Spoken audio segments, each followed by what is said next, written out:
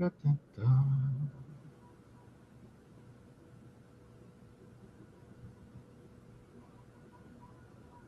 we go.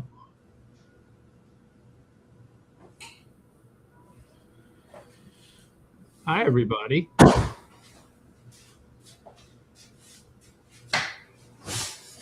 No, I'm just going to have to wear the glasses. I don't live here anymore, so I don't know where anything is. We've been depuppeted.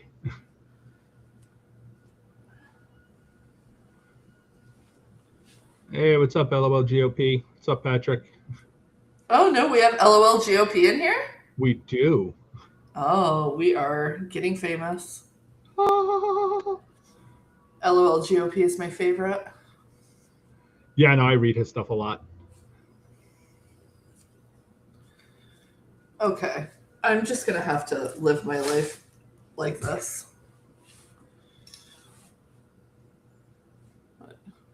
Yeah, I've got some hats coming in. Non-anime hats. This is my white blood cell hat from Cells at Work anime. It says white blood cell in Japanese. My brother has a ton of Bill's hats, but I don't know where they are. This is what we're gonna have to do. But I am. Yeah, we decided to stop doing the puppets. It was killing my shoulder, and just having the puppet static wasn't working for me. I didn't like it. It was boring. So now you get to see our beautiful partial faces. Oh, shit. Okay. Well, good morning, everyone.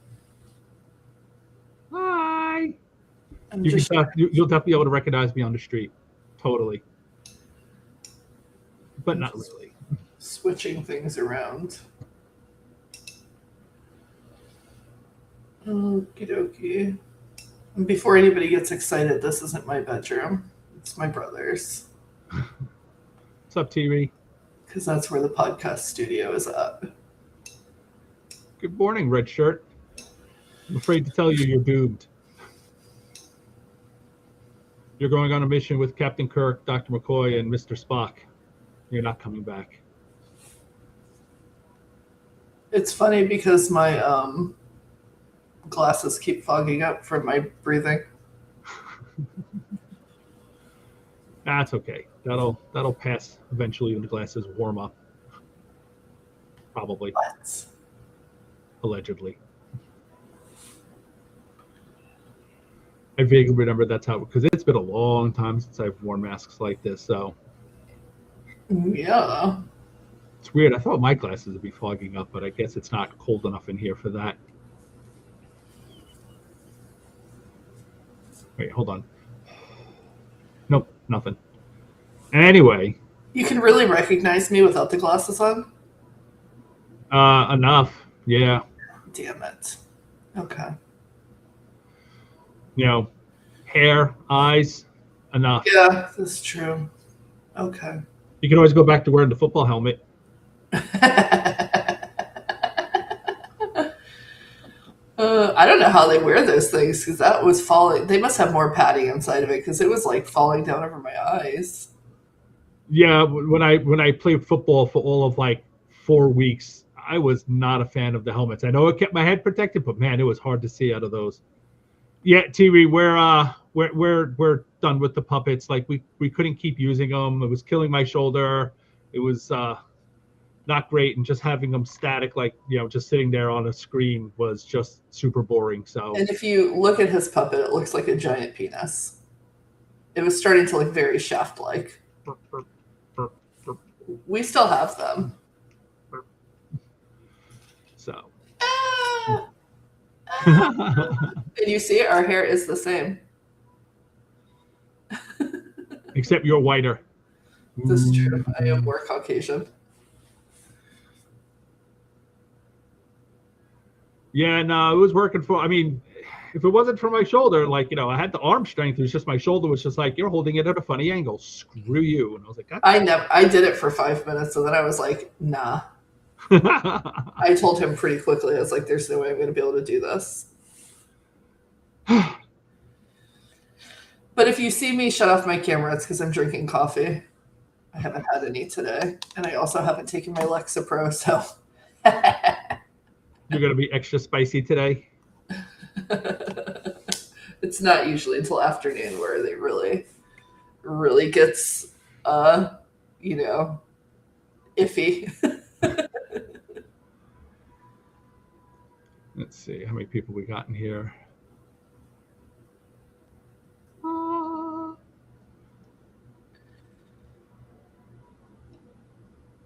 Give it a few more minutes. Yeah, Stephen, it is us. If I had known that we were going to be on camera today, I would have done my hair. Oh, so we can't show our faces because my husband's an immigrant and his husband works for the government. I'm going to tell Mrs. Ogre you called her my husband. So we don't, we live in a fascist regime. We don't want to be targeted. Yep. Unfortunately, our families are the ones that they want. Yeah, really. I don't care what they can say or try to do whatever they want to me. It's just I have family, and I would prefer that they leave my family alone. So I actually used to write under my name on Substack, but then I started getting death threats, and that was fine. Like I've always had death threats as a liberal, but then people started threatening to kill my kids, and then like trying to post my address. So I was like, I guess we got to change that. Yeah, same. But mostly it was more concerned of if they go after my wife, she's the breadwinner. So it was like fascist regime. I mean, I've been getting death threats for over a decade at this point. It was like, it's like, okay, because their whole thing, because they couldn't see me. So it was like, oh, you're just some fat liberal. And I was like, okie dokie, buddy. I always think the fat insults are so funny to me. It's like, oh no, don't call me fat. Yeah, it's like I may be fat, but and it's always by like incels too. I'm like, I mean, my husband grabbed my ass this morning. Whose ass have you grabbed, guy? Yeah, they always think liberals are like these like just weak little, nerdy guys or just fat guys who just sit at home and don't do anything. I was like, yeah, if you show up at my door, that's not going to be a good day for you. It's like me and my metal baseball bat that I can swing really, really fucking hard. It's like, you're free to show up. I hope you have a gun. Because if you don't, that's going to not be a great day for you, buddy. But hey, you know what? I'm sure you think you're a tough, manly guy. They've been trying to talk to me for over a decade at this point. I just always laugh and point to my brother. When somebody gets really out of hand, then he gets involved. It's really weird. They always run away. I don't know why. It's shocking.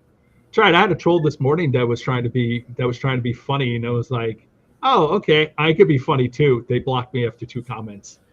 I was like, aw. But I was having fun. Don't you want to have fun? We were having fun together. No, they never want to have fun. They never want to have fun. Okay. So disappointing. All right. It is 11 after. Let us get started. Everybody ready? Oh, I forgot. What am I doing? La la la la la. Don't have my little captions here. Dun, dun, dun, dun. But have I succeeded in being incognito? Close enough. No one's going to casually recognize you walking down the street. Yeah, that's true. It was like this Josh Johnson skit where he was talking about like during COVID, he met all of these people, but it was just the top half of their face. And then after COVID, they'd be like, hey, Josh. And he's like, oh, who is that? And he's like, I had to meet people twice. Because it's like, hold on. Let me. Oh, yeah, you. I remember you. And he's like, and what I realized is I can't recognize people at all. Womp womp. All right. Let us get started. How do I sound, by the way? I don't know. We'll find out when we go to edit today. You sound normal to me. Okay. All right. Close enough. This is the Opinionated Ogre Podcast, your weekly rampage through current events with a little snark, a bit of foul language, and a lot of strong opinions. There are new episodes every Thursday, and they're not safe for work or polite company of any kind whatsoever. I am your podcast host, the Opinionated Ogre, and this is my co-host, Florida Woman, here and in the flesh. I'm still a puppet, though, actually. Hey, everybody. Good morning. See? Puppet. I know I was going to make a joke about a phallus, but it's like, it's too early for that. This is a recording for March 26th, 2026, and we have a lot to get to on episode 91 of the Og Pod. Are we ready to do this in person? Yes. Woo! All right, then let's get to it. It's time for the Ogre Nation news update. Roar. Shit. I was like, maybe I didn't hear it. No, I didn't have it queued up, so that's my fault. Let's try again. It's time for the Ogre Nation news update. Roar. Roar. So, in our first story of the week, the DHS shutdown is ongoing and it's starting to have an impact on airports across the nation. Democrats and some Senate Republicans have floated a plan to fund TSA and other agencies under the DHS umbrella as long as ICE and CBP are not part of the package. But House Republicans and Trump, specifically Trump, that fucker, are incapable of governing and have refused to do it. Instead, Trump had the brilliant idea to send ICE agents to about a dozen airports to help TSA agents. They deployed on Monday, but judging by all the canceled flights, it was off to a rough start. Of course, Tom Kava Bags Full of Money Homan refused to rule out the possibility of the dipshit ICE agents harassing travelers in the name of immigration enforcement. Now, there's like a whole lot of pictures circulating online already of ICE agents standing around doing nothing. And, okay, you got to bear with me. This is not going to be a popular opinion, but I empathize with them just a teeny tiny bit in those pictures. So once upon a time, in the distant past, I was a district manager in training back in my retail days. And my boss sent me to a store, essentially to spy on the staff. They were having some issues and he wanted, the real info, right? So I was supposed to go work there and find out what was going on, right? It was a real dick move and I didn't want to do it. And it was even worse because they knew that's why I was there. It's like undercover boss. Yeah, exactly. So the manager of the store would not allow me to do any work. So I ended up standing there for 8 hours, just twiddling my thumbs, doing absolutely nothing. And it was uncomfortable for everyone involved. And I told my boss I would not be doing that again. Now, these brown shirts have no training to work in an airport. And I guarantee no one told them what to do when they got there. And I will also bet a shiny nickel that TSA is deeply offended by their presence, so they're not going to help. A competent administration might have had a plan in place of some kind, but this is a regime of morons who, obeying the dear leader's random brain farts, had no time to figure out what to do. So it's probably going to be weeks before they have some kind of real organization other than harass brown people. For their part, Democrats think Trump is slitting his own throat with this idiotic stunt. Rachel Bate and Substack talked to a bunch of Democrats about putting ICE in airports, and they thought this was a wonderful idea for making Trump and ICE even more unpopular, of course. And here are some quotes from Democrats. "Great, do it," one senior Democratic official said to me. "Let's fuck around and find out." Another predicted the optics would be disastrous for Trump. "Armed agents at airports will crush tourism and freak people out." A third couldn't resist a jab. Can they please show up in masks? Actually, if you notice, none of them were in masks, and I was like, oh, they had to show their face. How Yeah, unfortunate for them. and people were taking pictures of them, which was freaking them out, which I thought was hilarious. And they all looked so stupid. They looked as stupid as we thought they looked. Remember, Trump is literally doing this to troll the left. He wanted to make libs cry by sending his Gestapo to airports. The problem is that there are an awful lot of really strict laws in place in airports, such as, I don't know, no guns. They have to be trained. You may not like TSA, but they're actually trained to do their jobs, and ICE is barely trained to do their own.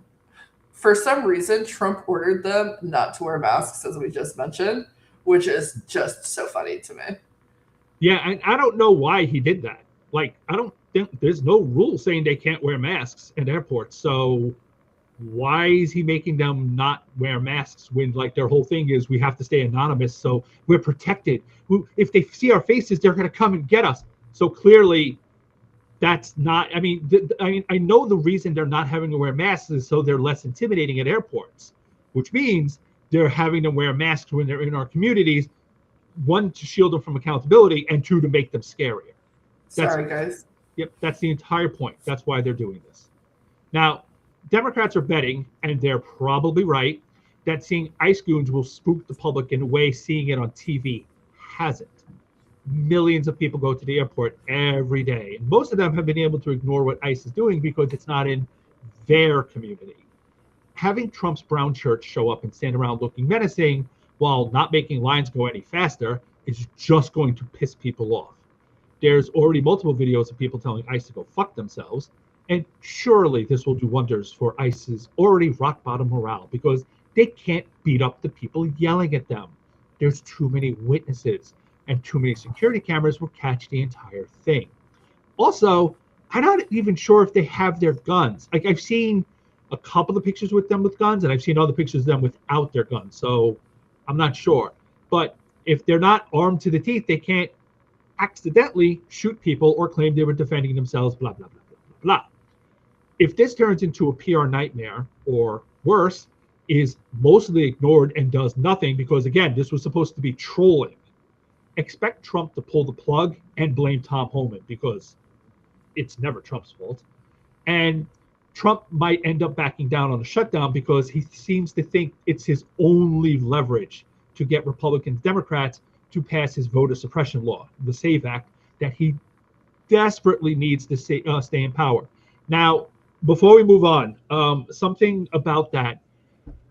Republicans are trying to convince Trump, and it seems like he might go for it, that if he agrees to let Democrats fund the rest of the Department of Homeland Security except for ICE, that they'll pass that later in reconciliation, and they'll pass parts of the SAVE Act in reconciliation.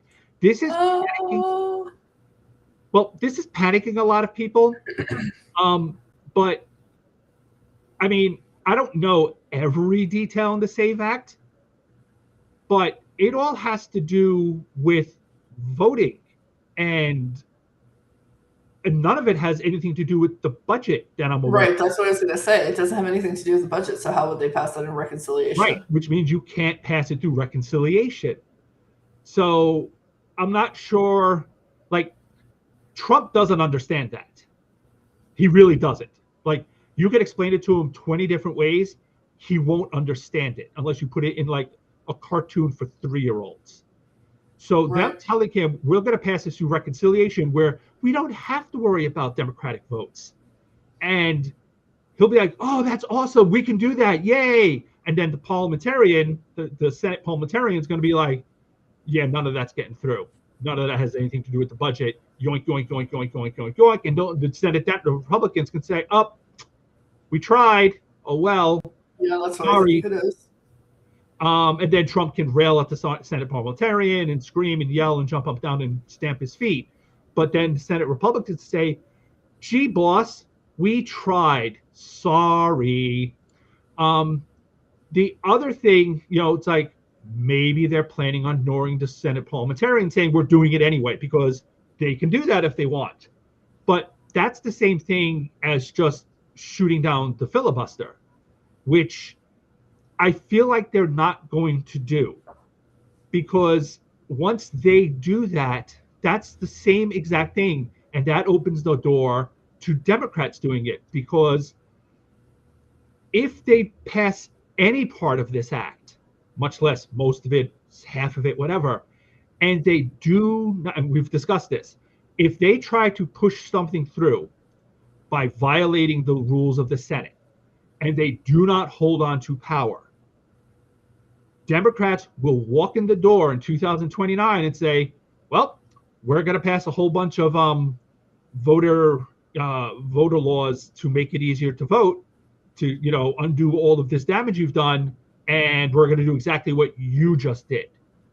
You passed it this way, we're going to pass it the same way. And when you scream and complain that, oh, that violates the rules, you did it first.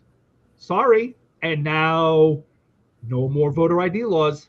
We passed that law and it got signed. Sorry. Go take it up.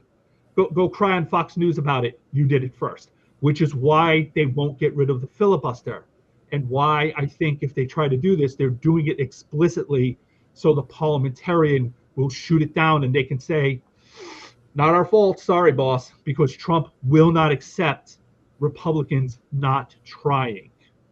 They have to have someone take the fall for them. And Trump will scream, he'll rage, he'll have this person's life threatened, et cetera, et cetera, et cetera. But I just don't see them passing it through reconciliation. None of it is budget related. So I do also think it's funny that the House passed that law where every 18-year-old man gets automatically drafted or enrolled in the draft or whatever. Right. And everybody's like, it's so funny that you guys could automatically do that for every 18-year-old in the country, but you're pretending that you don't know who's voting. Isn't that amazing? So weird. Weird. In other immigration news, the Trump regime filed motions in federal court to dissolve a restraining order preventing the deportation of Kilmar Abrego Garcia to Liberia. The Salvadoran citizen was one of the men sent to CICOT in El Salvador. The case made international headlines and put so much pressure on the regime that they tried to cover their tracks by charging him with a plethora of federal crimes that literally made no sense. Like, they were impossible, what they were accusing him of. Oh, yeah, the one where he made multiple trips to Texas each month with his 3-year-old. Each week, like 4 trips to Texas from Maryland each week with his children. Oh, right. Yeah, it's like, okay, that would be nonstop driving, but sure, buddy. Yeah. So Kilmar Abrego Garcia is currently awaiting trial on those charges, but the regime is still trying to deport him. They are asking the court to lift the injunction preventing his deportation by April 17th. So we're going to have more news on that. They're just the worst people. The worst people. They hate that he became the face of the immigration movement and that he beat them. Yeah, exactly. And, anything, they have to own the libs. They have to. Yeah. They can't just take the L. They will waste $20 million on this. They could literally find, detain, and deport 10,000 people for the amount of time and money and effort they're spending just on one person, but they'll do it because it's all about owning the libs and making libs cry. Yeah, well, that's fraud. Yeah.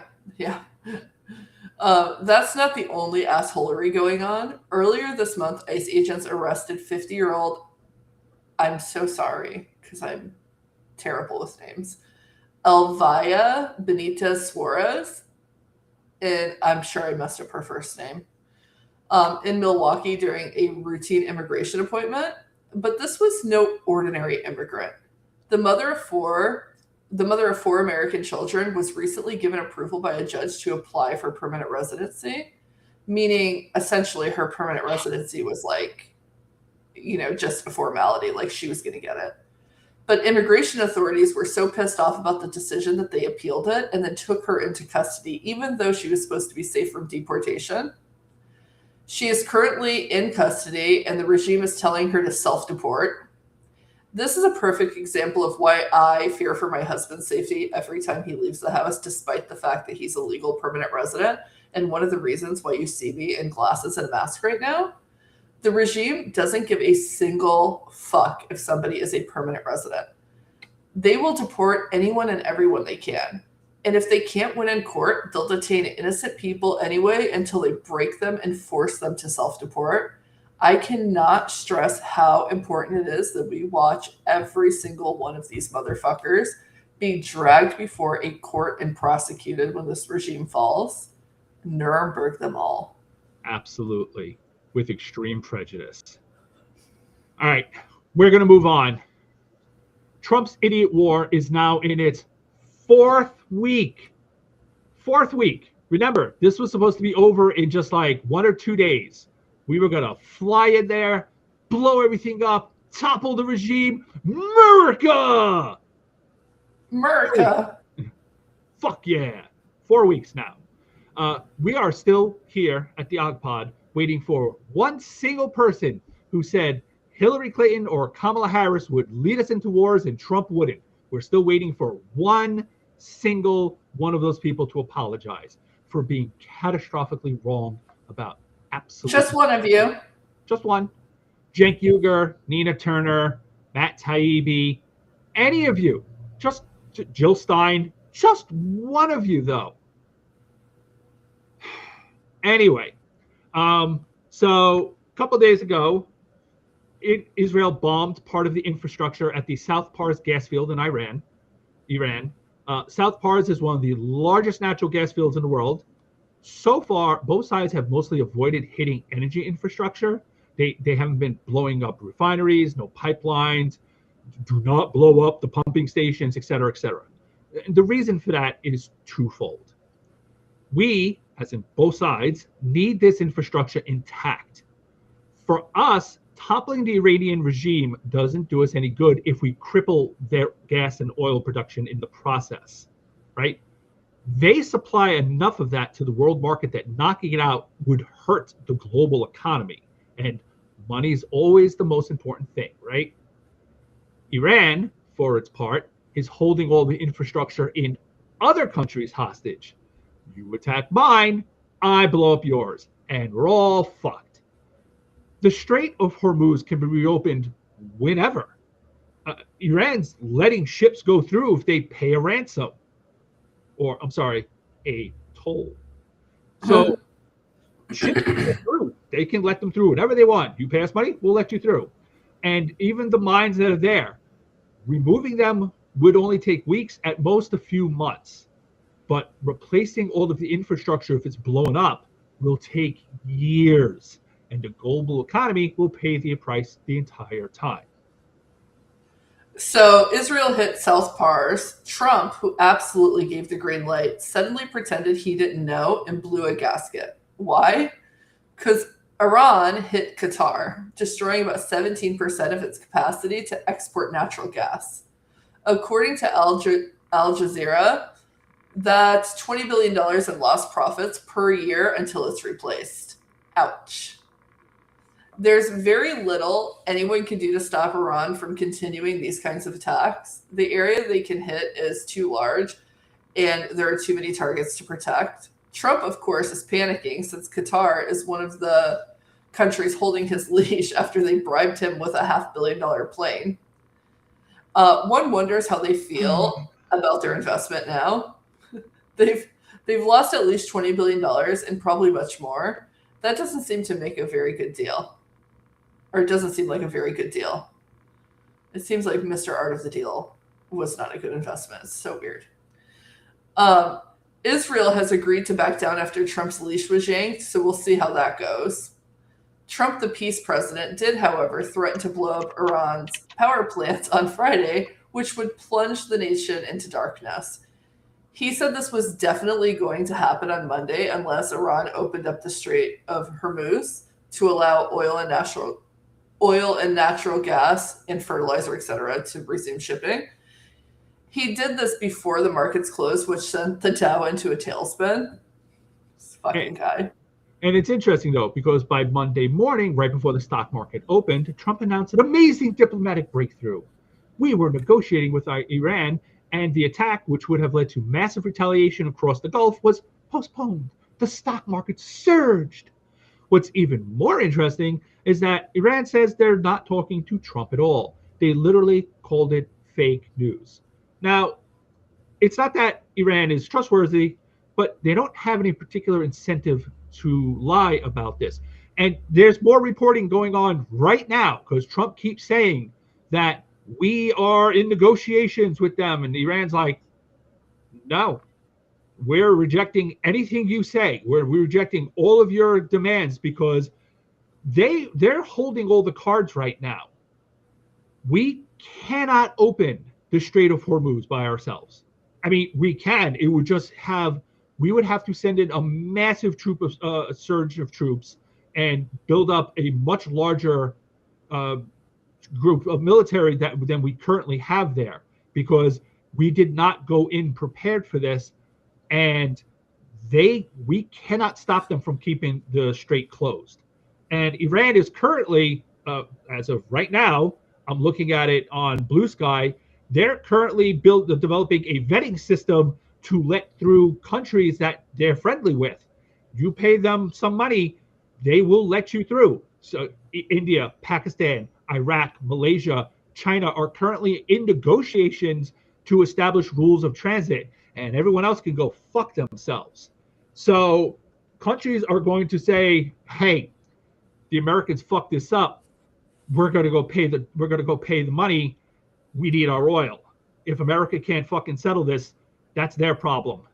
And Trump is going to scream bloody murder, but everyone needs their oil. And honestly, if this keeps going, the other Gulf states are going to turn around and say, "Hey, we need to get our oil out too," because they had to stop pumping, and that's also a problem. Stopping pumping in an oil well is easy. Getting it restarted, not as easy. So the longer that goes on, the more of a problem it is, and blah blah blah blah blah blah blah. Now, the victory condition for the Iranian regime is surviving, which they have so far. If they exist when this is over, they win. And they were already willing to give up the uranium and stop pursuing nuclear weapons. So even if they decide, yeah, we'll give that up in negotiations with the United States, that's no big deal for them. As long as they get to continue existing, that's it. Anything else past that is gravy. And at this point, they're looking at a lot of gravy. So they don't have any particular reason to lie about not negotiating. Trump has every reason to lie. And he wants an off-ramp, but he kind of doesn't. He's stalling probably for time, but he's also manipulating the market to make money, which we're going to get to in a bit. And he's artificially lowering the price of oil, at least temporarily, because like this morning it was under $100. And it's been at like 110 for a while. And he's stalling while he moves Marines into place and decides if he's going to get thousands of them killed attacking a country in a ground invasion we are not even remotely prepared for. I think he's moving 82nd Airborne there. He's also talking about sending in the 82nd Airborne, which would also be a fucking massacre. Like, they'll get a lot of Iranians killed, but they're going to die in huge numbers. We don't have a plan in place for this. And we certainly don't have the supply line in place to keep them going. This is a nation of 90 million people. And it's a very heavily armed country. We are not prepared to just go in there with, 5,000 Marines and the 82nd Airborne and take over that country. It's like, it will be a fucking massacre. This will be just as bad as what happened to Russia when they invaded Ukraine. Except more embarrassing because we actually are a military superpower. I've never been so happy that my brother is retired. Oh God, and not an 82nd Airborne anymore. Now there is some kind of peace talks happening. I don't know what kind, but Pakistan is like a neutral party. But we don't know what's going on. And we do know that Trump is just completely off his rocker. NBC reports that Trump's been receiving a daily briefing on the war, but the briefing consists of a 2-minute video of stuff the United States military blew up over the last 48 hours because Yikes. Trump is a fucking toddler who needs pretty explosions to keep his dementia-riddled brain engaged. This, NBC says, is why Trump is so mad at the press, right? Remember that he's been screaming, why won't they report anything good? Why are they reporting on how bad it's going? That's a lie. Why are they lying so much? This is why. Because he actually doesn't know what's happening. He's being fed bullshit to keep him happy because none dare tell the Mad King the truth. This is literal Soviet Union level stupidity. And that type of shit leads to death and destruction on a massive scale. But please, let's hear more about how both parties are the same and how Democrats are just as bad, but probably worse than Republicans. And just to touch back on something I mentioned earlier, Trump is 100% manipulating the markets. There have been multiple massive trades timed to his tweets. So it's obvious that there's insider trader happening. One set of trades was worth $1.5 billion and was made 5 minutes before Trump sent the market shooting up on Monday morning. Yikes. Obviously, what's that? I said yikes. Yeah, obviously whoever made that trade knew the tweet was coming, and their trade was manifestly illegal. But honestly, though, it's just a matter of time until the Republican justices on the most corrupt Supreme Court in history say, no, it's fine. This type of thing that's not illegal, because foreign policy determined by something we've understood to be completely illegal and immoral for over a century. Don't worry about that. But we here at the Opinionated Ogre podcast are old enough to remember when the legacy press spent a full year screaming about Hunter Biden and the appearance of corruption. So we're sure they're going to get around to crusading against the regime anytime now. Then again, Republicans are not held to a lower standard. They're held to no standard at all. Yeah, I actually heard that his pick for Mullen, the loser, that he traded he bought a bunch of stock in Chevron right before we invaded Venezuela. I'm sure that was a coincidence. Oh, yeah. What a lucky guess on his part. I know. It's so weird. It's so weird. My God. What incredible luck. He must have been like, wow, man, today's my lucky day. I had no idea that was going to happen. Right. What a surprise. So while Trump and his cronies are playing with people's lives and getting rich without much notice from the legacy press, they have finally started to notice the regime has no fucking idea what they're doing. This is from the Associated Press. At war with Iran, President Donald Trump is cycling through an increasingly desperate list of options as he searches for a solution to the crisis in the Strait of Hormuz. He has jumped from calls to secure the waterway through diplomatic means to lifting sanctions and now escalating to a direct threat against civilian infrastructure in the Islamic Republic. Trump and his allies insist they were always prepared for Iran to block the strait. Yet the Republican president's erratic strategy has fueled criticism that he is grasping for answers after going to war without a clear exit plan. He didn't have a clear fucking entrance plan. They never quite knew what the plan was other than to drop bombs, kill people, and see what happens. They thought Iran would surrender, or those people would rise up and overthrow the regime. But they didn't listen to any of the experts telling them that that wouldn't work. And now Trump and Hegseth don't know what to do. Trump, because he's a fucking imbecile who doesn't know anything about anything, and Hegseth, because he's a drunken white nationalist playing soldier. They listened to people who wanted Iran crippled, Israel, Saudi Arabia, Lindsey Graham, Rupert fucking Murdoch, Jared Kushner, who is literally working for multiple Gulf states and taking billions in bribes. Trump and Hegseth launched a war with zero planning, and because of their stupidity, we're trapped in a mess that we can't get out of unless Iran lets us leave. And they don't really want to until everyone learns a lesson. Do not attack Iran. And I just want to say that Dick Cheney knew not to attack Iran, and he was attacking everybody. Yeah, really. George Bush, They knew better. yeah.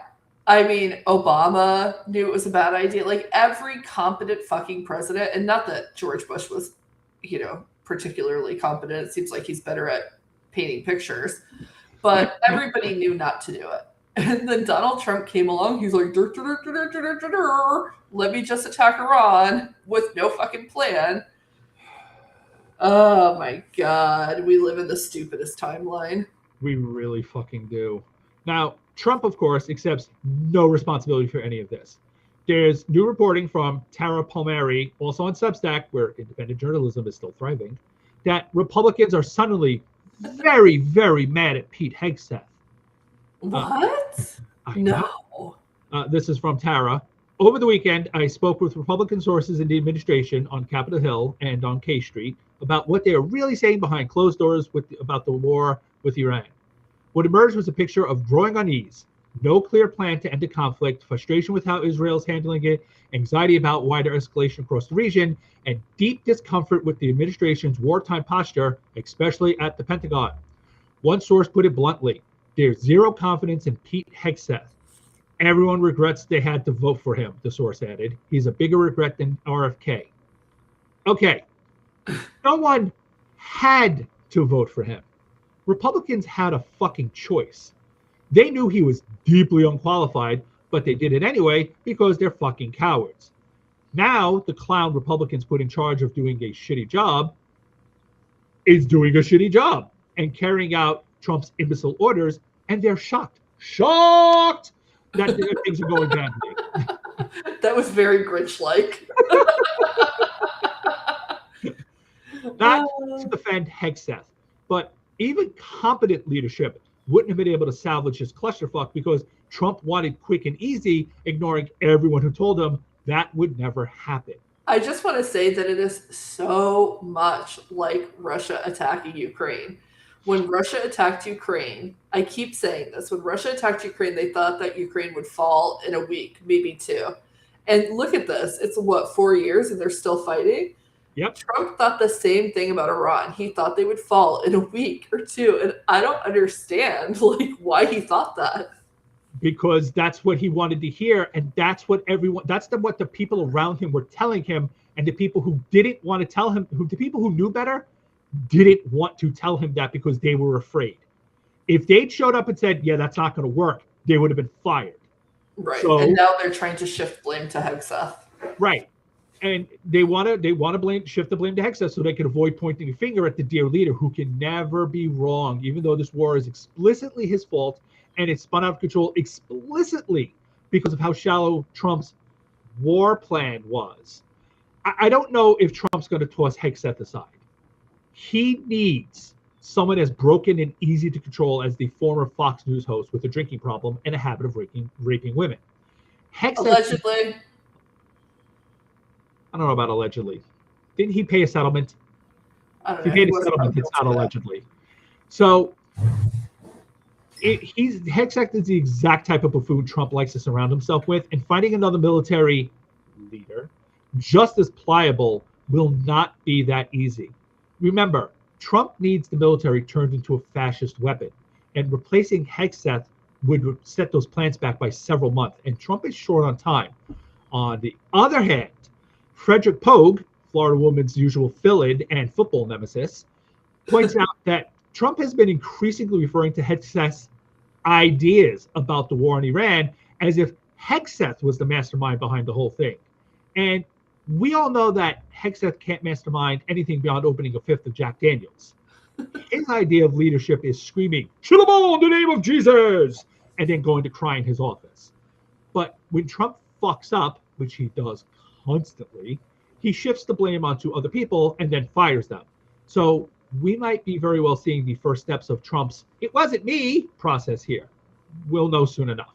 Right. And this is one of the lessons that he learned from his first term, because during his first term, there was a lot of people who were stopping him from doing stupid shit like Mattis and and some of the other generals surrounding him. And that's why we don't see them this time. All of the guardrails are gone. And we worried about this during the election, and we warned everybody. But, I guess Kamala was going to start a war with Iran, so it wasn't good to elect her. Good times. Good times. All right. So we still haven't forgotten the Epstein files, Trump.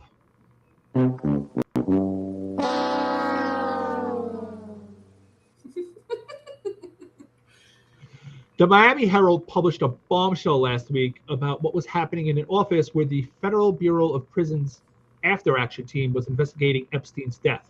According to the report, less than a week after the pedophile died, an inmate at the Metropolitan Correction Center in Manhattan told the guard that he was ordered to throw away bags of shredded material. The inmate allegedly said, "They're shredding everything." A corrections officer thought the activity at MCC was so suspicious that he called the FBI's National Threat Operations Center. He also reported that he'd never seen this amount of bags of shredded documents coming out to be put in the dumpster at the rear gate of the detention facility. That's not all.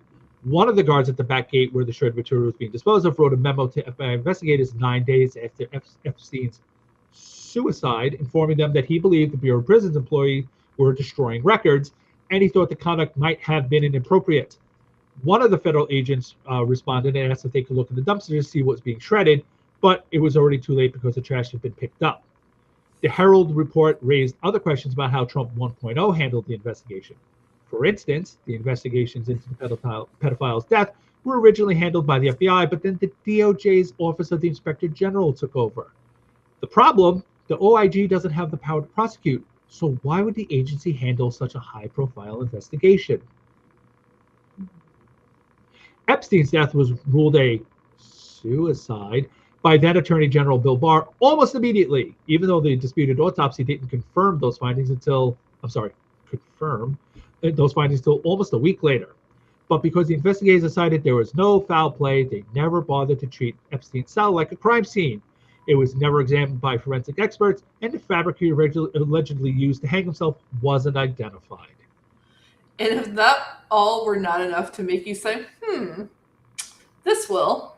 And the month before Epstein died, guards found him unconscious on the floor of his cell. He claimed that his cellmate, Nicholas Tardas something, an ex-cop convicted of 4 murders, tried to kill him, something that the cellmate denied. And later, Epstein claimed that he didn't remember anything, and guards treated it like an attempted suicide. How do I say that?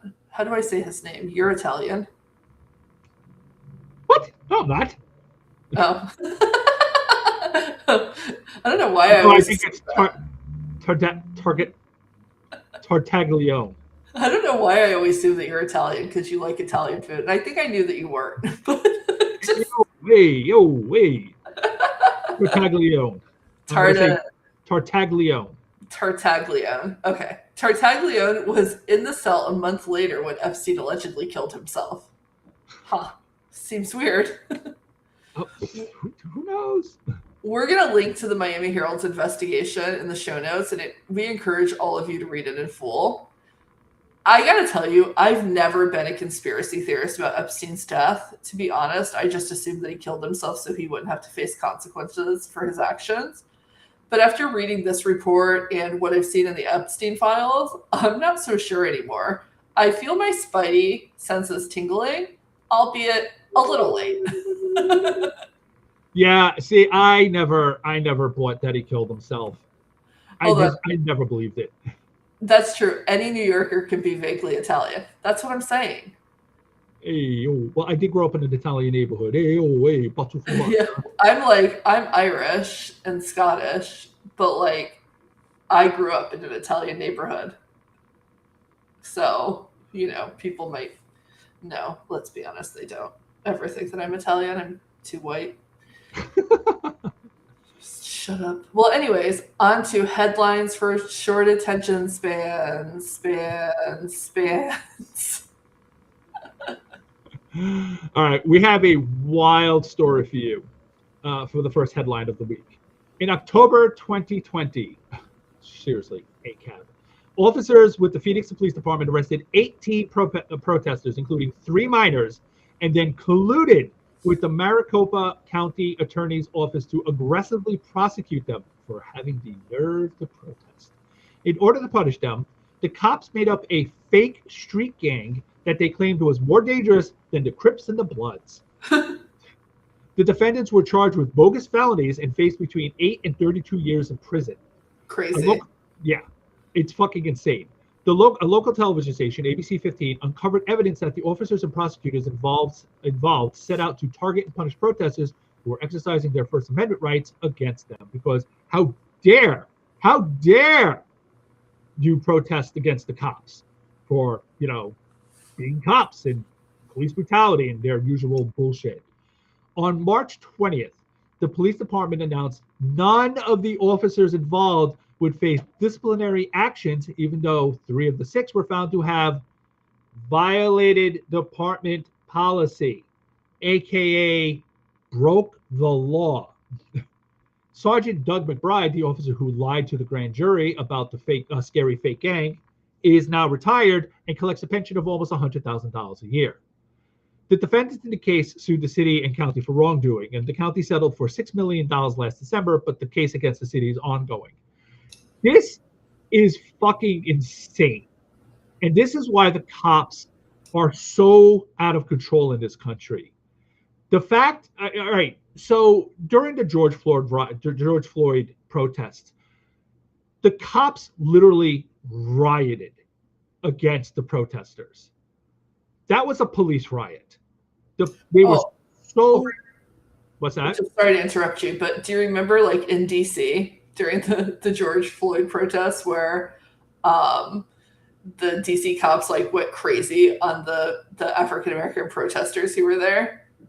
Yeah, they went fucking crazy. I mean, it was a police riot. They did it all over the country because they were so mad that people had the nerve to want them to held accountable that they just lost their fucking minds and were just rampaging through the streets, beating people up, using tear gas, using, pepper spray, because how dare you peasants speak out against us, the guards who keep the people safe, and we keep the people safe by beating to a pulp and arresting them. How dare you protest us keeping you safe, you peasant. So this has been going on for generations. The cops are just getting worse and worse and worse and worse. And it's not just that they go crazy, it's that they're never held accountable. Once we find them doing something wildly illegal like this, they don't even get a slap on the wrist. Nothing. It's just like, well, we caught you doing something that would put literally anyone else in jail for the next 20 years. Don't do that again. Please keep continuing to collect your giant pension. Right. And, the county actually fired the prosecutor who was at the center of this. So, like, the prosecutor's office, punished their person, but the police department was like, who cares? Yeah. I mean, at the very least, he should have his pension stripped from him. At the very least. He should have to go work as a fucking mall cop for the rest of his life. And even that would probably be dangerous to people working in a mall. It's true. So, okay, let's move on. Yeah, we'll keep going. It's fucking crazy. But, there are only a few bad apples. It's just a few bad apples. But, like, I always see, like, if there's 5 bad apples and then 25 good apples, and they don't say anything about the 5 bad apples, like, you just got a bunch of bad fucking apples. 5 bad apples, 25 good apples that won't say anything, then you have 30 bad apples. That's my math problem for today.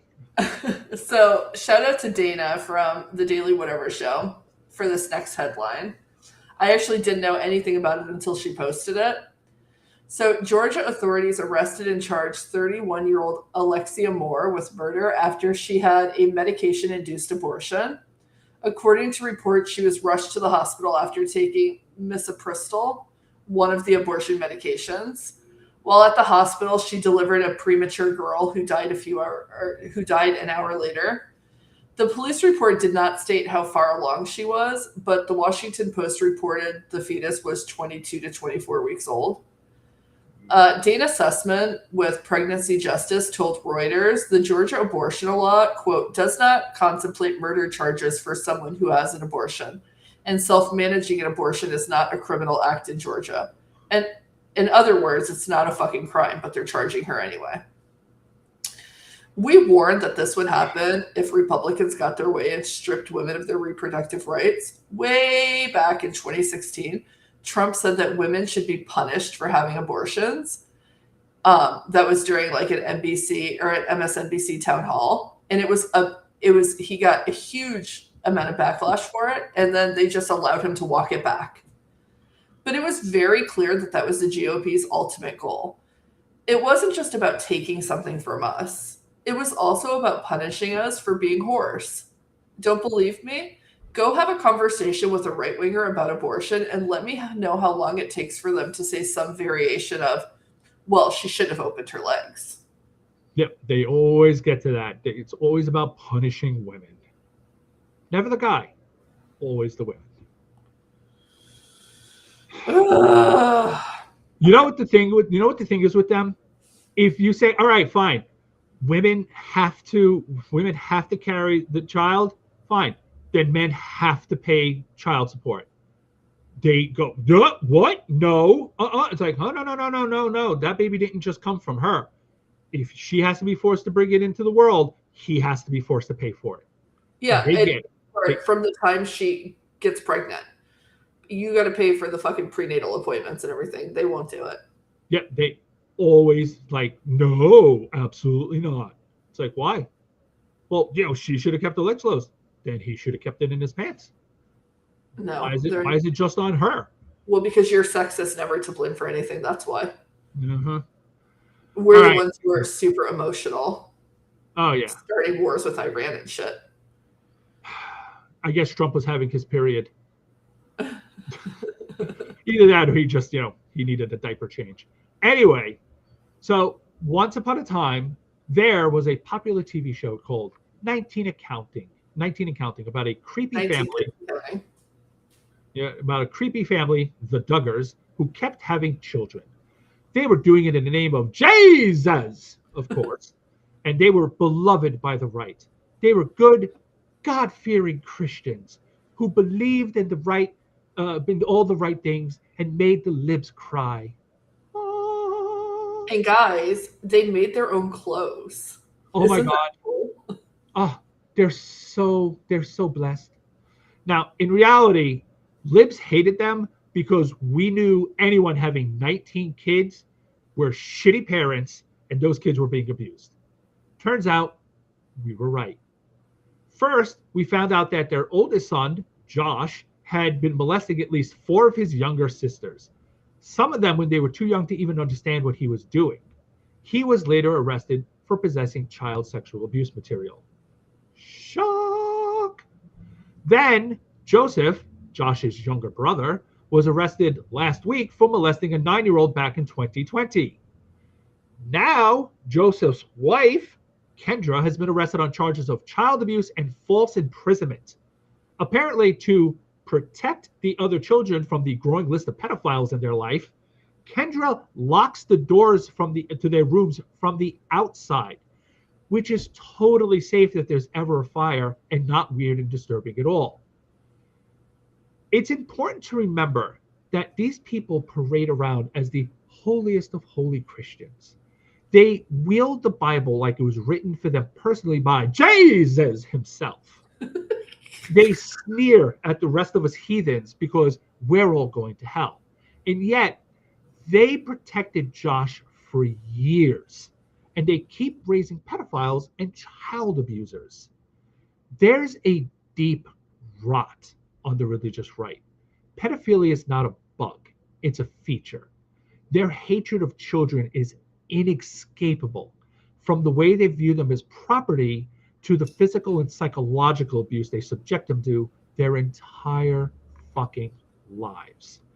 These are sick and evil people who destroy children and twist them into warped images of themselves unless those children are lucky enough to escape the evangelical death cult they have the misfortune to be born into. Every single one of those kids should be rescued by Child Protective Services and sent to a blue city and a blue state where maybe they'll have a chance to live a normal life, free from the terrors of Christian nationalism. Ugh, gross. Extremely. So, this week in Trump corruption, Transportation Secretary Sean Duffy, the guy who can't seem to stop planes from hitting planes and other things, is in the spotlight.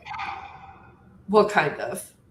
ProPublica reported the secretary's son-in-law, Michael Alfonso, is receiving millions in campaign donations from lobbyists, PACs, and business executives tied to industries that Duffy funds and regulates. Weird. Alfonso is running in the Republican primary for Wisconsin's 7th Congressional District, the seat that Duffy held for almost a decade. Many of the donors who are pouring funds into Alfonso's campaign coffers have never donated to Duffy or the congressman who is currently holding the seat. So why would a bunch of companies and lobbyists connected to the transportation industry suddenly start throwing money at a random Wisconsin race? It's definitely not because they want the It's definitely not because they want the congressional hopeful to talk to his father-in-law on their behalf. We're sure that never, ever, ever crossed their minds. Nothing to see here. Totally normal, not a grift at all. But tell me more about Hunter fucking Biden. I love Hunter Biden now when he's going out and going, do you guys not fucking see this? Do you not see this? Like, what are you doing? But the press doesn't give a shit because they're not fucking Democrats. And they're not, I mean, if it's not Clinton, Obama, or Biden, or they don't have a D next to their name, they don't give a shit. They really don't. If it's a Republican doing 10 times the craziest shit that Hunter Biden ever dreamed of, the press does not fucking care. It's only when there's a Democrat doing something that they're like, huh, is that the appearance of corruption? Oh my goodness. This is just awful. You can't do that. I cannot fucking wait. I cannot wait until Democrats control the fucking White House, the Senate, and the House, and all of a sudden, every fucking penny, the press is going to be like, well, is that legitimate? Is that legitimate? Is that legitimate? You have to be legitimate. You can't do any of that stuff. You have to be on the up and up. And it's like, where the fuck were you guys for 4 years? Oh my God, this is the perfect time to play that video that we wanted to play. Remember the one with oh my God. The one that had the mashup of all of the fake scandals? Oh, shit. Hold on, let me find it. Well, you have to find it. Can you pull up hold on a second. Hold on, guys. This is what editing is for. Yes, it is. You have to think of a way to segue into it while I'm doing this. Okay, so Florida woman sent me a video of how the right has like devolved. Like this is like back when Obama was president, how they turned the stupidest shit into like these insane scandals that was like, oh my God, this is the worst thing ever. My God, look at Obama. He's a monster. And it was just watching these was like, holy shit, they've been fucking crazy for years and years and years. And we're still pretending that they're perfectly fucking normal. Yeah, I just can't remember which platform I sent it on. Oh, here, I found it. Okay, so I gotta send it to you. How do I send it to you? Where do I send it? Copy the link and put it right here, and I can bring it up on the screen. That's one more thing that has many Americans, including myself. Oh, put it into the... Put it into the smart. You're so smart. Remember, you're not gonna be able to talk because you'll echo. Yes, I know. I'm putting it. I'm just gonna put it on the top of the sheet.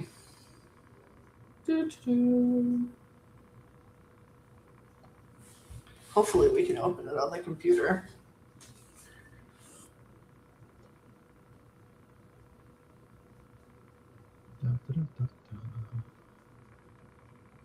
I forgot about the terrorist fist bump.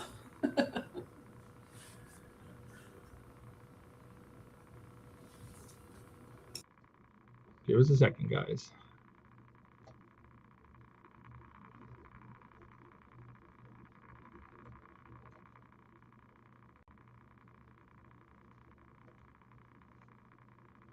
Let's see.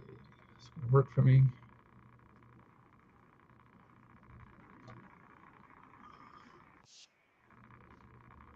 Yeah. Okay, so let's get this up on the screen. Share screen. Entire screen.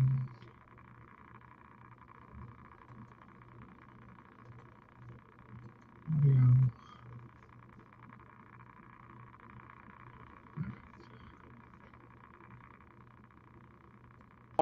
There's one more thing that has many Americans, including myself, humiliated today. Take a look at the photo comparison of our commander-in-chief. There he is, juxtaposed with Vladimir Putin. They have no respect for our president, for his weakness. The helmet when he rides a bike. The picture of him riding the bike with the bike helmet while Putin's got his shirt off. Shirtless on the horse and all that, and Obama was riding a bike with a helmet on.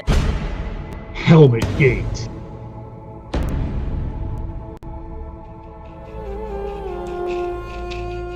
The picture says 1,000 words. Here's, watch. Oh my goodness. Which one? You want to talk about the Ukraine for a second? It all began with the picture of President Obama on the bicycle with the helmet, and now we're paying the price for that. Putin, big, strong, muscular, on a horse. There's Obama riding a little bicycle with a helmet on. A leisure, not like a real racing bike. I mean, just going out for leisurely, and he's got this dumb hat on, dumb helmet on. The president came out addressing reporters on Thursday, and he was wearing this tan suit. President Obama's decision to wear a light tan suit at yesterday's news conference. He was wearing a tan suit. Light tan suit. I think it was shocking to a lot of people. Is this an effort to make him look warmer?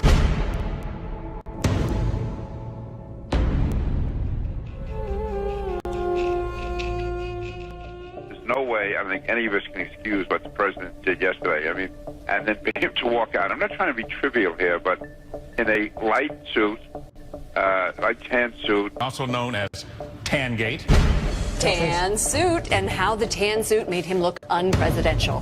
Whoever talked him into going into a tan suit, they're so desperate because of these low poll numbers, they're willing to do anything. This is humiliating. It's unnecessary. You deserve better. We as a country deserve better, and we can do better. Now, there's one more thing that has... Oop. All right, I can just turn this off as soon as I... There we go.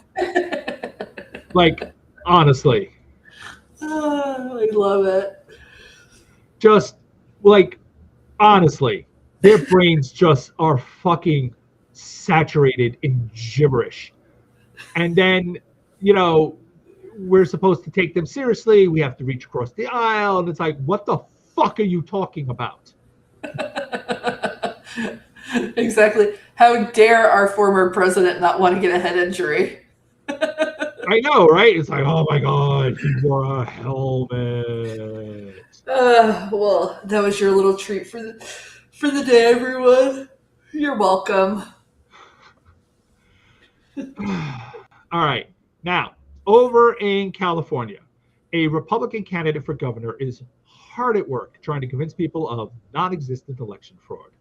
Sheriff Rob Bonta, and the fact is the sheriff should already tell you there's a problem, following Trump's lead, is abusing the power of his office and illegally confiscated over 650,000 ballots cast in Riverside County during the November 2025 election.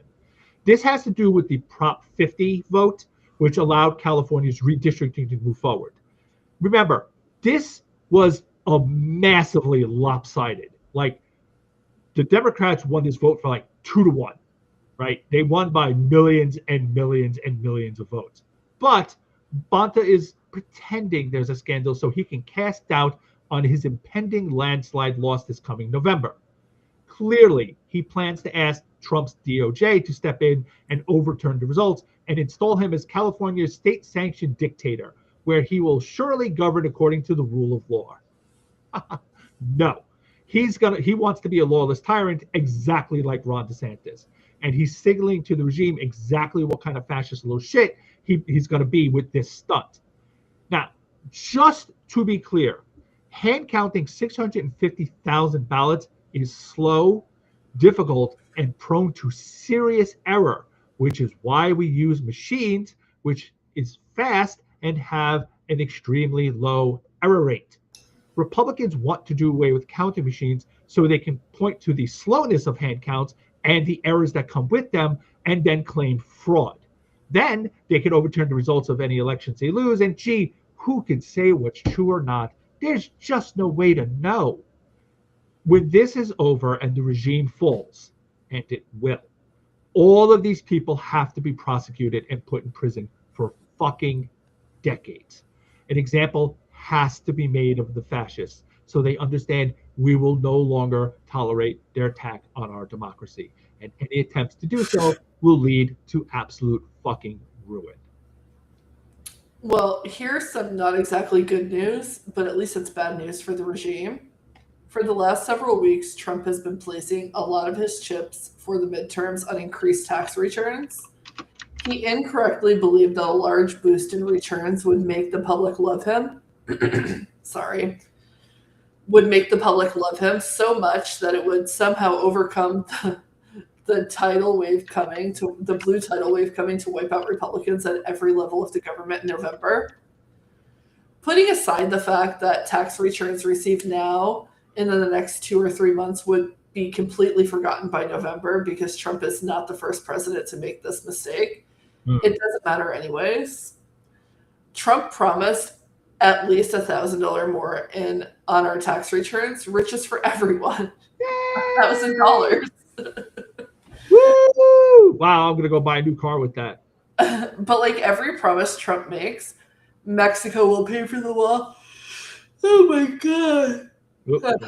Sorry, I haven't had enough coffee today. But like every promise Trump makes, Mexico will pay for the wall. I won't play golf. No more wars. I have a huge penis, and I'm a master at sex.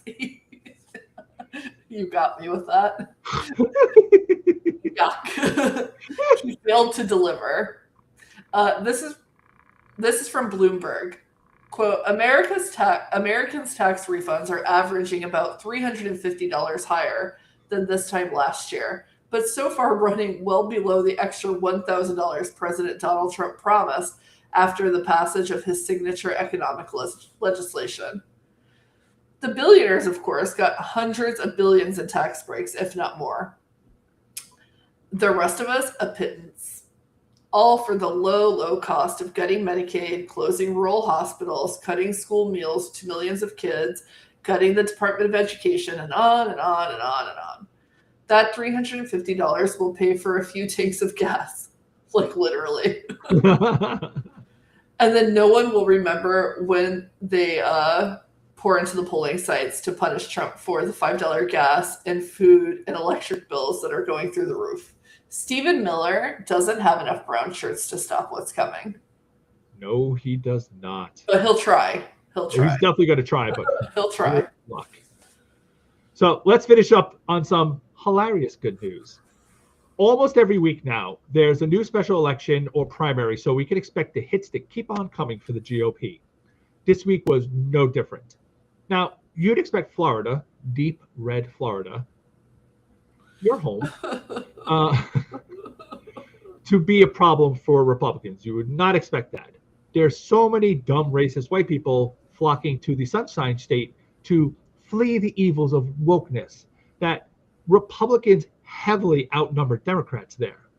And yet, of the 3 elections held on Tuesday, Republicans only pulled out a single win. You have to understand, all 3 seats were red, all 3 of them, but 2 of them still flipped.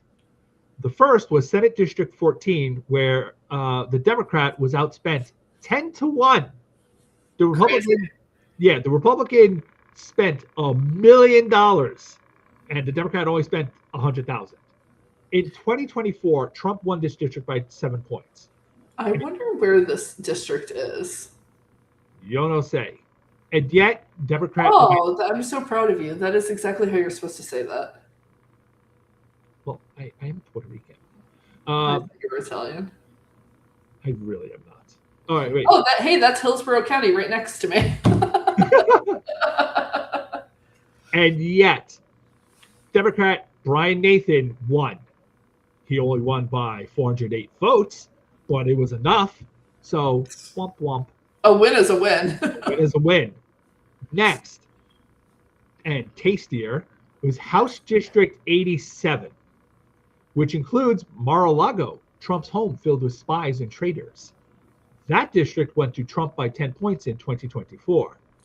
The Republican who ran for that seat and won in 2024 won by 19 points. Wow. But now, Democrat Emily Gregory has been elected 51 to 49. Those aren't huge margins, but the fact that Democrats are winning it all in deep, deep red Florida with all of its voter suppression and gerrymandering is a very, very bad sign for Republicans nationally. If there's a blue wave large enough to overcome Florida's baked-in GOP advantages, there's a blue wave of annihilation coming for the rest of the country. And when they go and say, oh, Democrats cheated, they rigged the election, it's like, oh, so when they were winning in all these special elections in red states all year long, what, did Republicans help them? Were Republicans cheating in their own elections? What do you... Because they have Republican supervisor of elections. Yeah, I mean... I don't know about Hillsborough, because Hillsborough does have some blue areas, but because it includes Tampa. But for sure, in Mar-a-Lago, the person is... Yeah, generally speaking, it's a red state run by Republicans. It's going to be really, really difficult for them to say that somehow Democrats snuck in underneath the Republicans' nose and cheated. So, going to be a whole lot of sleepless nights for the GOP between now and November. Oh, I love that for this state. Well, you guys ain't flipping blue anytime soon. You have to wait for all the old Republicans to die first, and maybe you have. I know, and all those people who came here who can't drive. At least once a day, somebody almost kills me in traffic. Very exciting. So, anyways, on to self-care of the week. So yesterday, I formally withdrew my youngest son from public school, which I was a little emotional about. I won't lie. Instead of jumping right into book work, we did a little science field trip to the lake and learned about the ecosystem there. I'll be writing more about that later. I also watched Tyler Sheridan's new show, The Madison. I've said it before and I'll say it again. This guy doesn't miss. He's the Shonda Rhimes of Paramount. And if you don't know who Shonda Rhimes is, she's like the creator of Grey's Anatomy, Private Practice, Scandal, all of those shows, How to Get Away with Murder on ABC. She's like their hit maker. She does Bridgerton too. Ooh. So, but Tyler Sheridan, is a lot like her. Reminds me of her. The new show has Michelle Pfeiffer and that weirdo Kurt Russell and several others. I cried. I laughed. My mom told me that I was too loud. And I never react to shows like that. So that just tells you how good it was. He's very, very, very good at making strong female casts or strong female leads like Beth in Yellowstone. And I'm not going to tell you what the show is about because honestly, that would just give it away even if I gave you a little snippet. But you should definitely watch it. It's very good. Maybe not you, Ogre, but definitely Mrs. Ogre. I will let her know. And it's only 6 episodes. It's very good. She's always on the lookout for something new to watch. All right. For me, last Thursday, Lila was panicking about a test she hadn't studied for, so I took a few hours to help her out. It wasn't a lot, but it was the first time in a long time she's let me help her with schoolwork, and I felt like, a proper daddy again, and I really needed that. Even though we talked last week, I'm still really, really struggling with Lila leaving. And I will grab onto any little scrap to calm my nerves and do something for my girl. To that end, I dragged Claudia out on Saturday against her will to go see a movie because that gave Lila and her girlfriend June 3 hours of much sought after privacy while we went to go see Project Hail Mary, which is excellent, by the way. I highly recommend it. Now, I know it's a little odd helping my kid get quality time with her girlfriend, but she really appreciates it because she's super self-conscious when her mom is home for obvious reasons, and they rarely stay at June's. And, even at June's, she's got family, she's got siblings, and they're still really self-conscious. So my part of this is making sure their relationship is strong as possible before they go to college, because that makes college easier and safer for both of them. And quality time is how to make that happen. Quality time. Also, it removes the temptation to cut school and sneak home, something they were starting to do because, teens and sex can be a problem if you don't pay attention. So there are multiple layers to my parental scheme.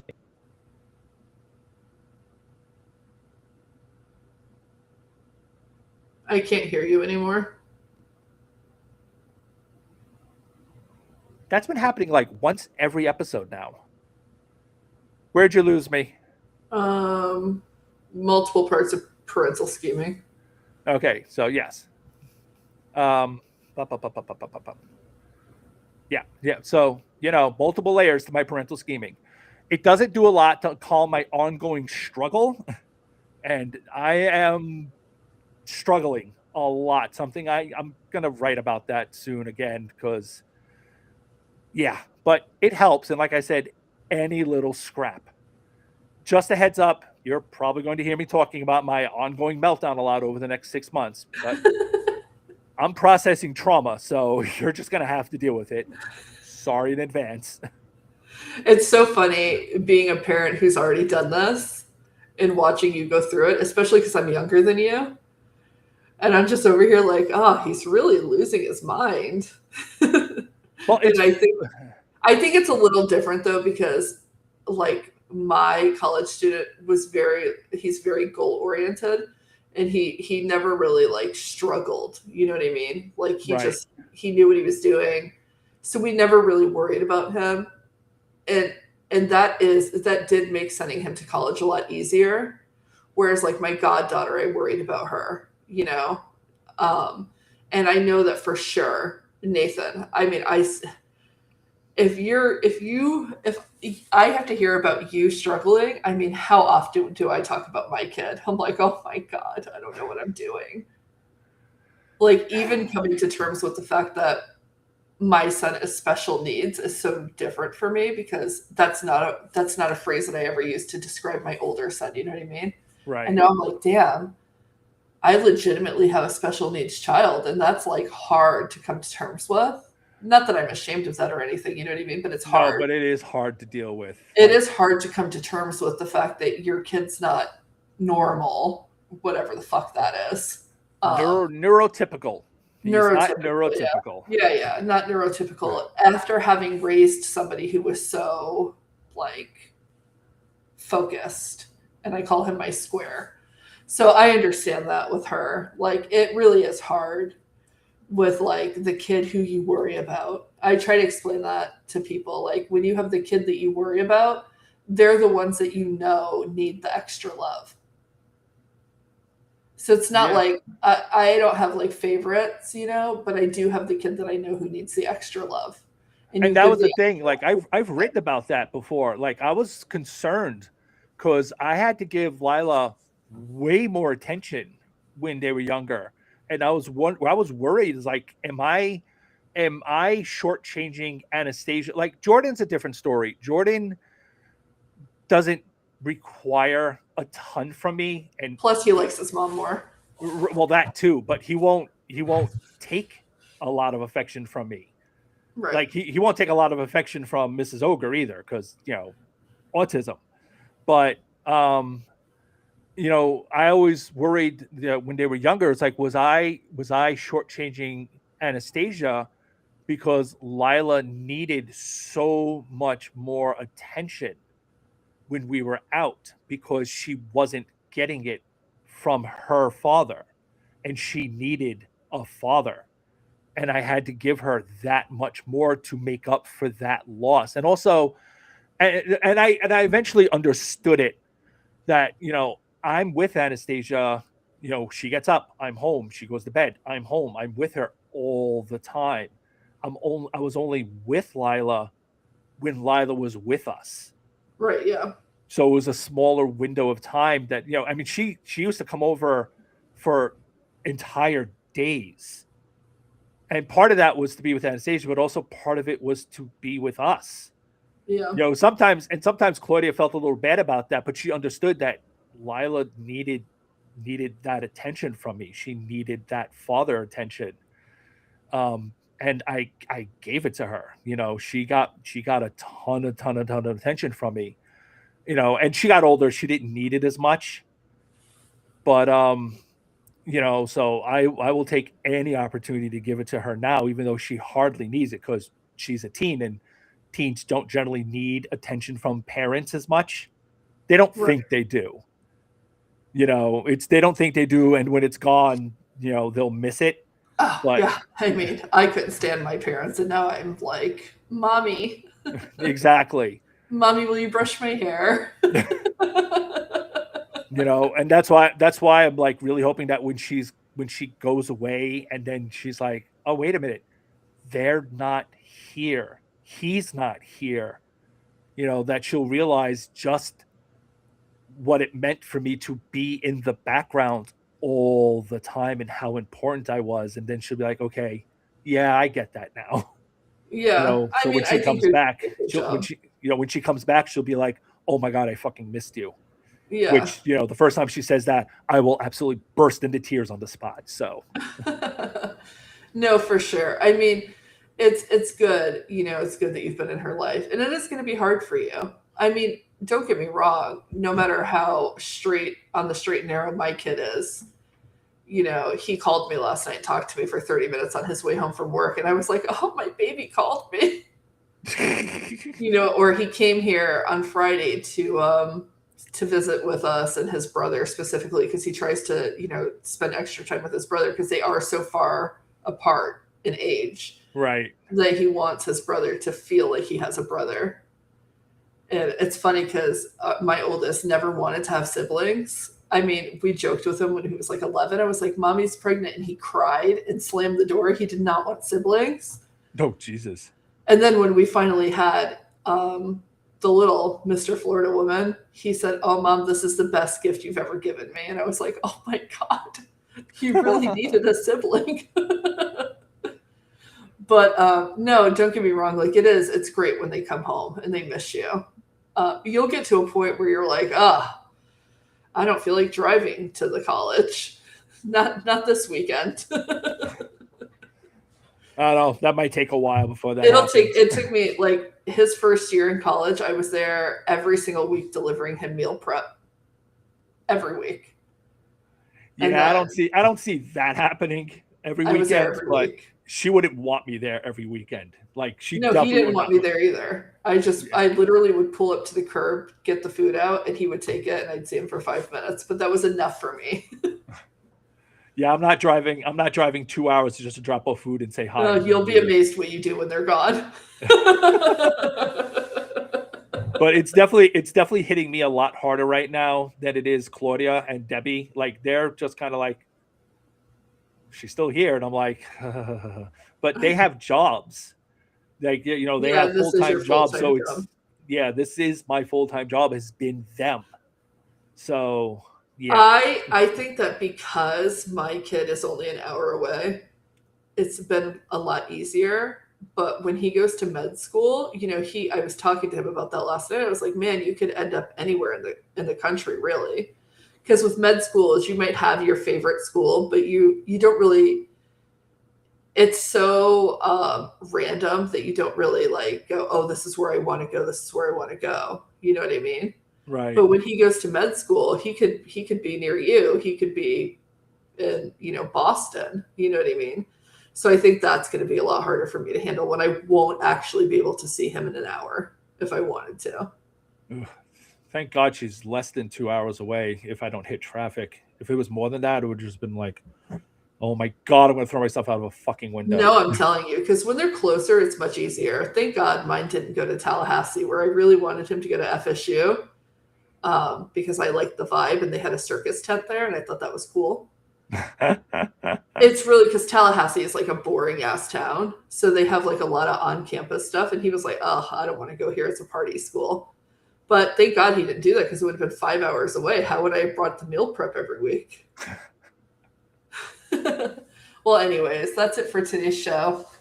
The Opinionated Ogre podcast, like the newsletter, is free and 100% supported by you, our amazing audience. We have no advertisers or sponsors, so please consider becoming a paid subscriber for only $5 a month or just $50 a year. If you'd prefer a one-time donation, we now have a PayPal button for your convenience. And thank you for everyone who's been donating through PayPal. It has been super fantastic and wonderful, and Florida Woman appreciates it very much. Oh, yeah, especially since I'll be homeschooling now and not working as much. I really do appreciate that. Help others join the Ogre Nation conversation by sharing the OgPod on social media platforms of your choice and giving us a 5-star rating on Apple Podcasts or wherever you're listening. Give me a second here. This is why we have editing. Dun, dun, dun, dun, dun. There we go. You can find me at the Opinionated Ogre on Substack, Blue Sky, and also on TikTok. Florida Woman, where can our beloved audience find you? You can find me at Florida Woman Rants on Substack. Excellent. There are 221 days until the most important midterm elections in American history, and that time will fly by faster than you can possibly imagine. The regime launched a war they don't know how to get up because they're weak. In November, we're going to show them just how fucking weak they are. Remember, you are never alone. Stay strong. We beat the fascists once, and we will fucking do it again. Adios. Adios. And don't forget, this Saturday, No Kings 3. Go find yourself a protest and join it. I'm going to be running around most of the day, live streaming from different protests. I'm probably going to join up with Claudia and Lila and June and some Claudia's sister, and interview them. Depends. Lila may try to punch me in the face for trying to put her on camera. 100% she will. Yeah, but it's so fuzzy anyway. No one's actually gonna be able to see her face. So audio is always clear. Picture quality is terrible. I know. What is with that? The picture quality is terrible. Yeah, the streaming. I really feel like you should be streaming on TikTok, not on Substack. Well, my audience is on Substack. I know they're on Substack now, so maybe someday I'll be a famous TikToker. But all right, everybody, thank you for joining us. We will see you guys later. Bye. Bye. Oh wait, hey, no live show next week. We're not gonna have a live show next week, just so you know. Oh yeah, I'm fleeing the country. Literally, he's literally leaving the country. I'm leaving the country. That's it. I'm done. I'm leaving. I'm going to Canada. But we will see you the week after. We will. Bye, guys. Bye.